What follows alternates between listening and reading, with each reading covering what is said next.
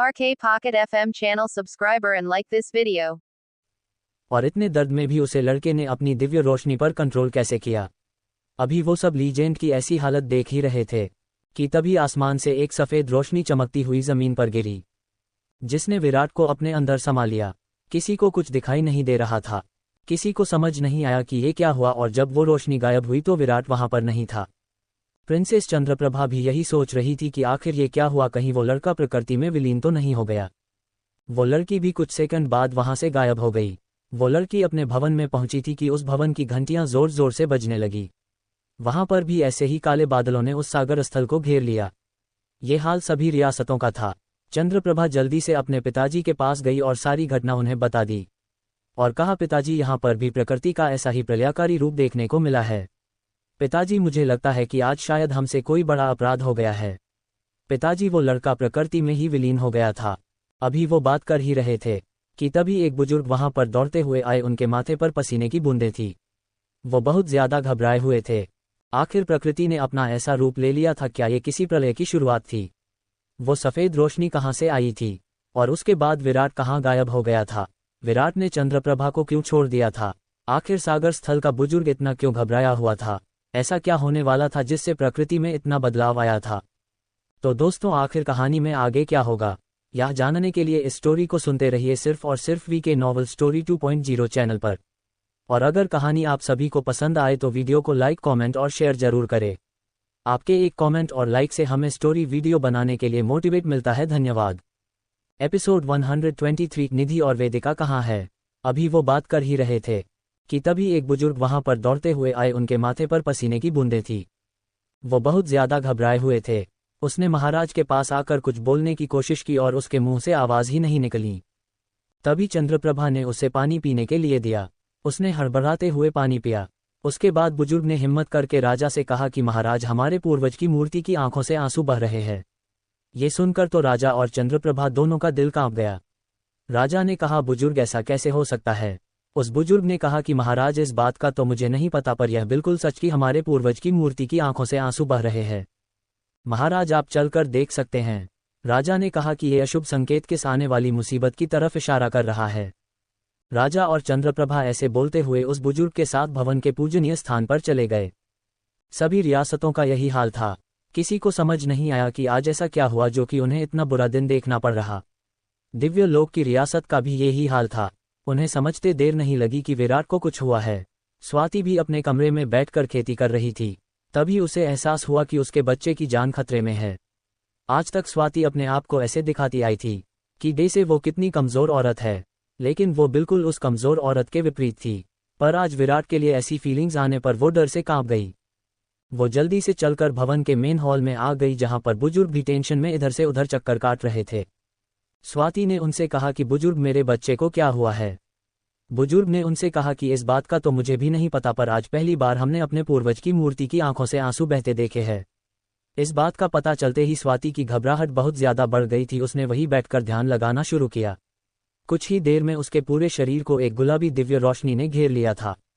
उस पूरी रियासत में गुलाब की खुशबू फैल गई थी। उस दिव्य रोशनी को देखकर बुजुर्ग के पैरों के नीचे से जमीन खिसक गई थी। उसने बड़बड़ाते हुए खुद से ही कहा, हेवन ऑफ रोजेस की राजकुमारी। तभी वहां पर आचार्य किशन दास भी आ जाते हैं। वो बुजुर्ग से कहते हैं कि बुजुर्ग, क्या हुआ? बुजुर्ग ने आचार्य से कहा कि हमारी रहस्यमय पुस्तक में हेवन ऑफ रोजेस की राजकुमारी के बारे में बताया गया था कि उस पर ऐसी दिव्य रोशनी है जिसकी गुलाब की खुशबू इतनी स्ट्रोंग है कि वो पूरे शहर में फैल जाती है। सुना था कि हेवन और रोजेस की राजकुमारी मर चुकी है। इसका मतलब वो सभी अफवाहें झूठी थी। मैंने तो सुना है कि वो राजकुमारी डार्क वर्ल्ड के उस शैतान के हाथों मारी गई थी, पर ये अभी भी जिंदा है। उसे राजकुमारी से वो ग्लोरियस स्टोन चाहिए था जिसका हमने सिर्फ नाम ही सुना है, और आज ये राजकुमारी हमारे सामने है। अब मुझे समझ में नहीं आ रहा कि मैं इन्हें कैसे शांत करूं। राजकुमारी स्वाति की आंखों से आंसू बह रहे थे। ये आंसू ऐसे ही थे जैसे कि उनके पूर्वज की मूर्ति की आंखों से बह रहे थे। उसकी दिव्य शक्ति ने भी अपना उग्र रूप धारण कर लिया था। लेकिन तभी स्वाति को किसी की आवाज सुनाई दी, और उस आवाज को सुनकर वो शांत हो गई थी। हुस्न आवाज ने कहा था कि अगर तुमने अपनी पावर पर कंट्रोल नहीं किया तो तुम जानती हो कि इसका क्या दुष्परिणाम हो सकते हैं। उस आवाज ने ऐसी बात कही थी कि जिसके बाद स्वाति बिल्कुल शांत हो गई। बुजुर्ग और आचार्य को भी समझ में नहीं आया कि ये क्या हुआ। स्वाति ने वहां से खड़े होकर अपने आंसू पहुंचे और वापस अपने कमरे में चली गई। बुजुर्ग की तो हिम्मत ही नहीं हुई कि वो स्वाति से कुछ पूछ सकें। ग्रीन प्लैनेट पर भी यही हाल था। उनके पूर्वज की आंखों से भी आंसू बह रहे थे और पूरा आसमान गरज रहा था। बिजलियां भवनों की छतों पर गिर रही थी। वे भी सोच रहे थे कि आखिर अब कैसी आपदा आने वाली है। एक जगह ऐसी थी जहां पर ऐसा तूफान आने वाला था, शायद ही उसे कोई रोक पाए। वो थी ऋष्यक नगरी। तभी उस कमरे का दरवाजा खुला जिसमें निधि बुजुर्ग सिया का उपचार कर रही थी, और बुजुर्ग सिया उस कमरे से बाहर आए। वो अभी बहुत कमजोर थे। उनको देखकर सेना के लोगों ने बुजुर्गों को संदेश भिजवा दिया था। वो बूढ़ा बुजुर्ग और मेडिकेटर भी उस भवन के बाहर आ गए थे जहां पर सेना उस कमरे की प्रोटेक्शन में खड़ी थी जिसमें निधि बुजुर्ग सिया का उपचार कर रही थी। उनको समझ में आ गया था कि बुजुर्ग सिया पूरी तरह से ठीक हो चुके हैं। बुजुर्ग सिया को देखकर सभी हैरान थे। आखिर उस बच्ची ने बुजुर्ग सिया को ठीक कर ही दिया, उस बूढ़े बुजुर्ग ने कहा। वहां पर एलिना और उसका भाई भी आ गया था। दोनों राजकुमार अपनी रियासत में जा चुके थे। वो दोनों अपने दादाजी को देखकर बहुत खुश थे, पर एलिना को इस बात की जलन थी कि निधि ने उन्हें ठीक किया है। बूढ़े बुजुर्ग ने बुजुर्ग सिया से पूछा कि वो बच्ची कहाँ है। बुजुर्ग सिया ने कहा कि वो अभी आराम कर रही है। और वो बच्ची है कौन? क्योंकि मैंने हमारी रियासत की इतनी स्ट्रॉन्ग ब्लड लाइन आज तक किसी की नहीं देखी। आखिर वो किसकी बच्ची है? तभी बूढ़े बुजुर्ग ने कहा कि उस लड़की के हथेली पर टाइगर बीस्ट की सील है। ये सुनकर बुजुर्ग सिया की खुशी का ठिकाना नहीं रहा।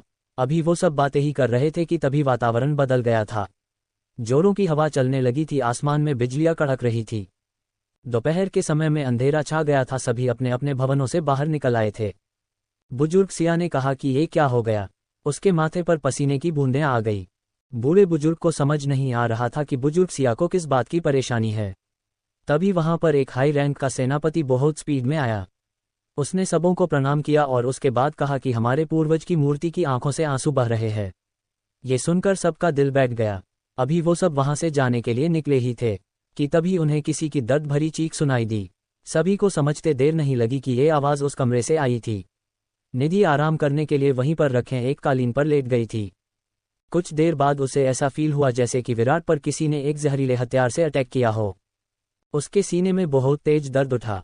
एकदम से तेज चीख के साथ उसकी आंखें खुल गई। उसे ऐसा फील हो रहा था जैसे कि विराट इस दुनिया को छोड़कर बहुत दूर जा रहा हो। उसकी आंखों से आंसू की बूंदें जमीन पर गिरने लगीं। उसकी सुनहरी रोशनी बहुत उग्र हो गई। बाहर सभी ने निधि की चीख सुनी थी। अभी बूढ़े बुजुर्ग और बुजुर्गों सिया अंदर जाने के लिए बढ़े ही थे कि तभी उन्हें ऐसा एहसास हुआ कि वो जलती हुई आग की तरफ बढ़ रहे हो। वो दोनों जल्दी से पीछे हटे और उन्होंने सभी लोगों को दूर करने के लिए कहा। किसी को समझ नहीं आया कि बुजुर्ग ऐसा क्यों कह रहे हैं, पर सभी जल्दी से पीछे हटने लगे। तभी उस कमरे के चित्रे चित्रे उड़ चुके थे। लोगों ने देखा कि 100 फुट के आसपास की सुनहरी रोशनी की प्रतिमा उनके सामने खड़ी है, जिसकी आंखों से सुनहरे आंसू गिर रहे हैं। ये देखकर ऋषियक नगरी के लोग डर से कांपने लगे।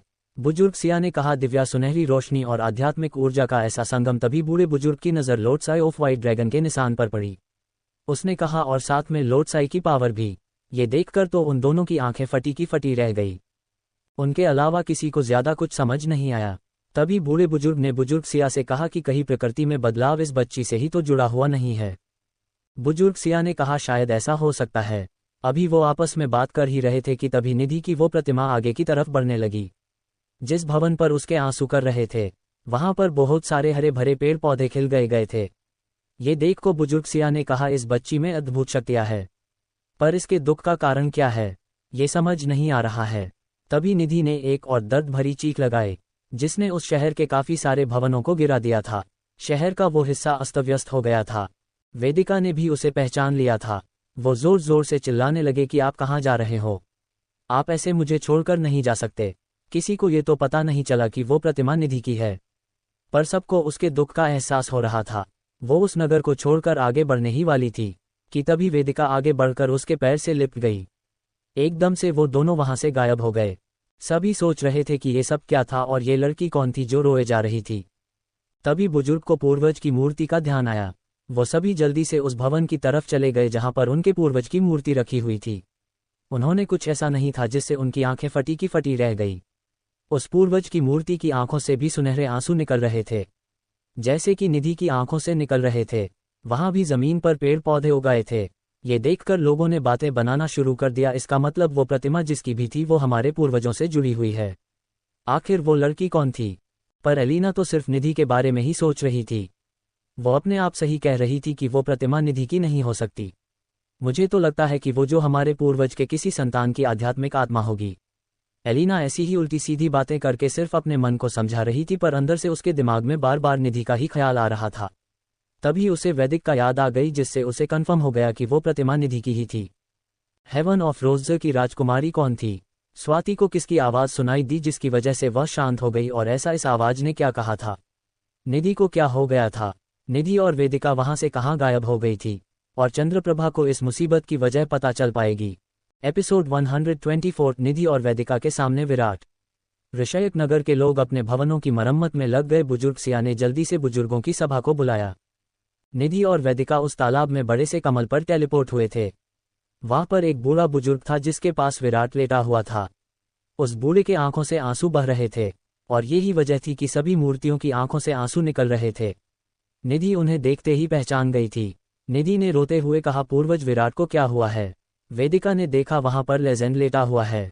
जब निधि ने विराट का नाम लिया तो उसका दिल बहुत भारी हो गया। उसने नहीं सोचा था कि उसका भाई लेजेंड हो सकता है। उसकी आंखों में आंसू तो पहले ही थे। वेदिका भी अपने भाई की ऐसी हालत को देखकर रोने लगी थी। पूर्वज ने कहा, मेरी बच्चियों, तुम्हें परेशान नहीं होना चाहिए। मैं बच्चे विराट को कुछ नहीं होने दूंगा। निधि ने कहा, पूर्वज ये सब कैसे हुआ? पूर्वज ने कहा, एक नादान बच्ची ने विराट पर डीमन स्कॉर्पियन के पॉइजन का अटैक किया था। अगर विराट नॉर्मल इंसान होता तो वह 1 सेकेंड में ही इस पॉइजन से मारा जाता।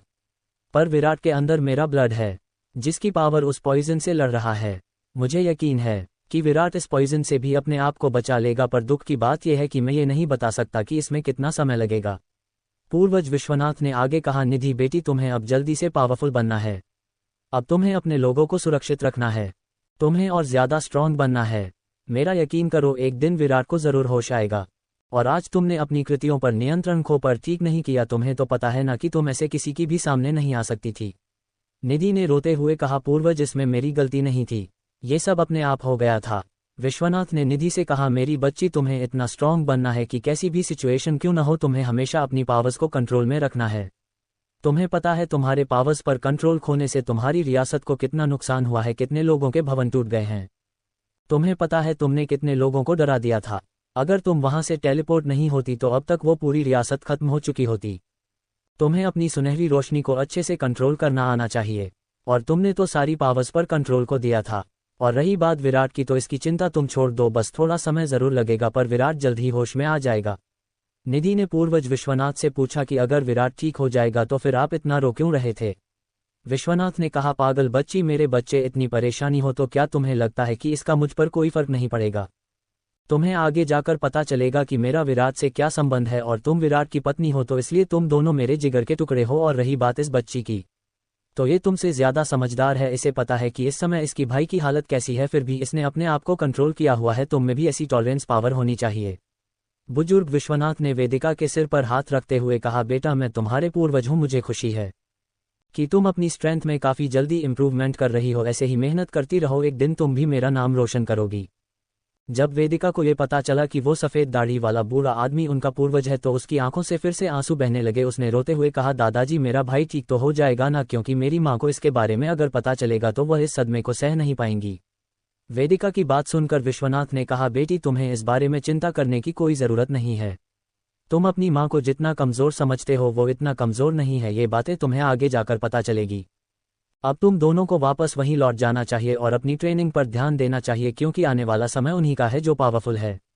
बुजुर्ग विश्वनाथ ने दोनों बच्चियों के सिर पर हाथ फेरा और कहा, अब तुम दोनों को यहाँ से जाना चाहिए। और निधि, तुम्हें सोचना है कि तुम इस बारे में अपनी रियासत के बुजुर्ग को इस घटना के बारे में क्या एक्सप्लेन करोगी।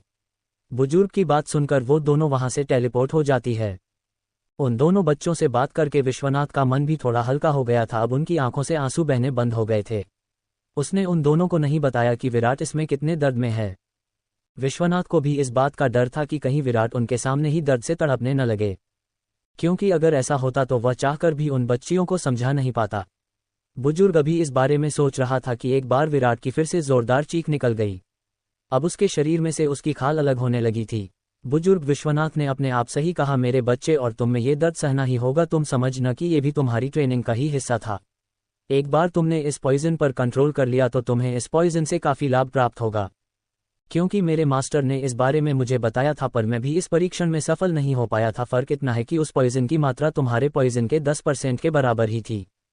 यहाँ पर मैं हमारी कोई मदद नहीं कर सकता, ये सब तुम्हें खुद ही टॉलरेट करना पड़ेगा। उसके बाद बुजुर्ग ने कहा, अगर मैं चाहूँ तो एक पल में उसे जाकर खत्म कर सकता हूँ जिसने तुम्हारी ये हालत की है, पर ये मेरे नियमों के खिलाफ है। मैं सिर्फ अपने बारे में ही नहीं सोच सकता, मुझे पूरे यूनिवर्स के बारे में सोचना पड़ता है। और मुझे यकीन है कि जो मैं नहीं कर पाया वो तुम जरूर कर पाओगे, क्योंकि ऐसे कीड़े मकोड़े तुम्हारे रास्ते में कदम कदम पर आएंगे जिनसे मैं इस यूनिवर्स की रक्षा करनी है। दूसरी तरफ सभा में सभी बुजुर्ग बैठे हुए थे। वो आपस में बातें कर रहे थे कि आखिर यह प्रतिमा किसकी थी जो इतनी खतरनाक थी। क्या ये किसी बाहरी ताकत का मामला था हमारी रियासत को कमजोर करने के लिए? तभी एक बुजुर्ग ने कहा, क्या तुम पागल हो गए हो? तुम्हें नहीं पता कि वो प्रतिमा हमारे पूर्वज क्रोध था। तुमने देखा कि दोनों की आंखों से निकलने वाले आंसू एक जैसे थे। सभी बुजुर्ग उसकी बातों से सर्टिफाइड थे। उस बुजुर्ग ने आगे कहा, जरूर हमसे कोई ऐसी गलती हुई है जिसकी सजा हमें मिली है। तभी एक और बुजुर्ग ने कहा, याद है जब हमारी रियासत की प्रिंसेस को यहाँ पर लगाया गया था तो उसके साथ बहुत अभद्र व्यवहार हुआ था। हो सकता है कि हमारे पूर्वज ने हमें इसी की सजा दिए हों। वो बुजुर्ग सिया और बूढ़े बुजुर्ग ने निधि के बारे में किसी को कुछ नहीं बताया, पर उसके मन में भी यही चल रहा था कि क्या सच में ही पूर्वज हमसे रुष्ट है। उसके बाद सभी ने बुजुर्ग सिया से पूछा कि बुजुर्ग आपके साथ क्या हुआ था और आप यहाँ पर कितने सालों से नहीं थे? बुजुर्ग ने बताया कि 1 साल पहले मैं उस इलाके की छानबीन करने गया था। मुझे डर था कि वहाँ पर हमारे खिलाफ कोई साजिश की जा रही है। जब मैं उस मृतभूमि में गया तो मैंने देखा कि वहाँ पर पंछी कबीले के लोग मौजूद थे। पंछी कबीले का नाम सुनकर सभी डर गए थे। उन्हें पूर्वजों ने आगाह किया था कि तुम लोग कभी भी किसी भी वजह से उस कबीले के रास्ते में मत आना। उन्होंने मुझे और मेरे आदमियों को पकड़ लिया था। उन लोगों में से एक आदमी काले लिबास ओढ़े आया। उसके हाथ में एक चमकदार बोतल थी जिसको उसने मेरे सामने खोल दिया। तभी उसमें से एक छोटा सा परजीवी कीड़ा निकालकर मेरे शरीर में चला गया। उसके बाद मैं हर दिन कमजोर होता चला गया। वो तो पता नहीं कैसे उस दिन वो बच्ची मेरे पास पहुंच गई थी, और मुझे हैरानी तो इस बात की थी कि उसने मुझे वहां से निकाला कैसे। अब ये तो वो बच्ची ही हमें बता सकती है। उस बच्ची की याद आते ही सभी ने कहा कि अब हमारी प्रिंसेस कैसी है। बुजुर्गों ने उनको सच में बताते हुए कहा कि अभी वो आराम कर रही है, जैसे ही वो थोड़ा ठीक हो जाती है तो हम उनसे बात करते हैं। तभी एक बुजुर्ग ने कहा कि हमारी प्रिंसेस की छोटी बहन उस प्रतिमा के साथ गायब हो गई थी। हम प्रिंसेस को इस बारे में क्या कहेंगे? बुजुर्ग ने कहा, इसकी चिंता तुम मत करो, ये सब मैं देख लूंगा। कुछ देर में बैठक खत्म हो चुकी थी। सभी लोग उसे बड़े से हॉल से बाहर निकल चुके थे। तभी उन लोगों को अपनी तरफ आती हुई निधि और उसकी छोटी बहन दिखाई दी। बुजुर्ग सिया और बूढ़े बुजुर्ग को उम्मीद नहीं थी कि ये दोनों इतनी जल्दी वापस भी आ जाएंगी। तभी वहां खड़े बुजुर्गों ने वेदिका से पूछा कि तुम कहाँ गायब हो गई थी? वेदिका ने भी बड़े आराम से जवाब देते हुए कहा कि मुझे उस प्रतिमा में अपने पूर्वजों की झलक दिखाई दी, इसलिए मैं उनके पास से ली गई थी। लेकिन तभी मैंने अपने आप को एक सुनहरी चमकदार रोशनी में पाया, और पता नहीं कुछ देर बाद ही मैं वापस उसी जगह पर आ गई जहां से मैं गायब हुई थी। मुझे तो ये सब सपना सा लग रहा था। उसकी बात पर सभी ने विश्वास कर लिया था, सिवाय बुजुर्ग सिया और उस बूढ़े बुजुर्ग को छोड़कर। बुजुर्ग सिया ने निधि से कहा कि अब तुम ठीक हो। बुजुर्ग सिया ने देखा कि उस बच्ची की आंखें रो रो कर लाल हो चुकी है। सभी लोग यही सोच रहे थे कि उसकी आंखें लाल इस वजह से है क्योंकि उसने बुजुर्ग सिया के शरीर से उस कीड़े को निकाला था। निधि ने कहा कि बुजुर्ग मैं बिल्कुल ठीक हूँ। बुजुर्ग सिया ने कहा कि अगर तुम्हें कोई परेशानी ना हो तो मुझे तुमसे कुछ बातें करनी है। बुजुर्ग सिरिया और बूढ़े बुजुर्ग एक दूसरे के अच्छे मित्र थे, इसलिए वो दोनों एक दूसरे से कोई बात नहीं छिपाते थे, और दोनों ही सुपर इमॉर्टल लेवल पर थे। वो चारों एक साथ बुजुर्ग सिया के भवन की तरफ चल दिए। तभी निधि को कुछ एहसास हुआ। उसने जल्दी से अपने स्टोरेज ऑब्जेक्ट से अपनी तलवार निकाली और सीधा एक बुजुर्ग के शरीर के 2 टुकड़े कर दिए। निधि की आंखों में सुनहरी रोशनी चमक रही थी।